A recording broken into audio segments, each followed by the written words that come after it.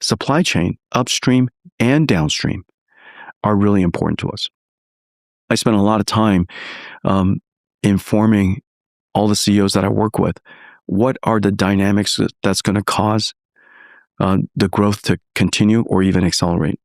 It's part of the reasons why to the entire right-hand side of me, we're CEOs of practically the entire IT industry upstream and practically the entire infrastructure industry downstream. Mm-hmm.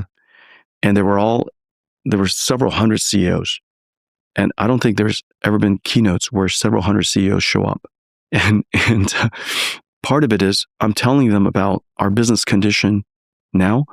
I'm telling them about the growth drivers in the very near future and what's happening. And I'm also describing where we're going to go next so that they could use all of this information and all of the dynamics that are here to inform how they want to invest. And so I inform them that way, like I inform my own employees. And then, of course, then I make trips out to them and make sure that, hey, listen, I want you to know this quarter, this coming year, this next year, these things are going to happen. And if you look at the CEOs of the DRAM industry, the number one DRAM in the world was DDR memory for CPUs in data centers.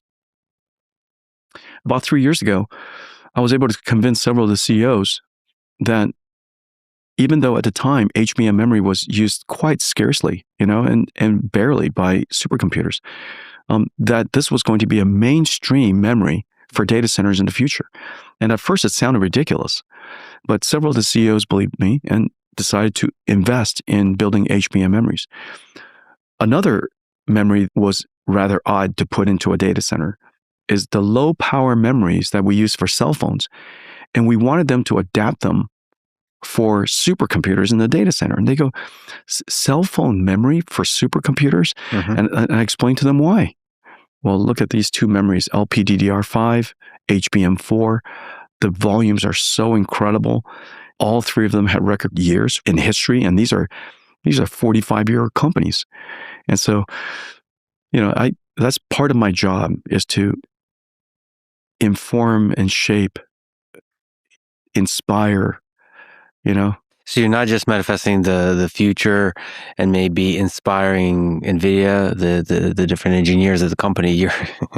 You're manifesting the supply chain of the future. So you're having conversations with TSMC, with ASML. Upstream, downstream. Upstream, downstream. So that's the thing. GEV, Caterpillar,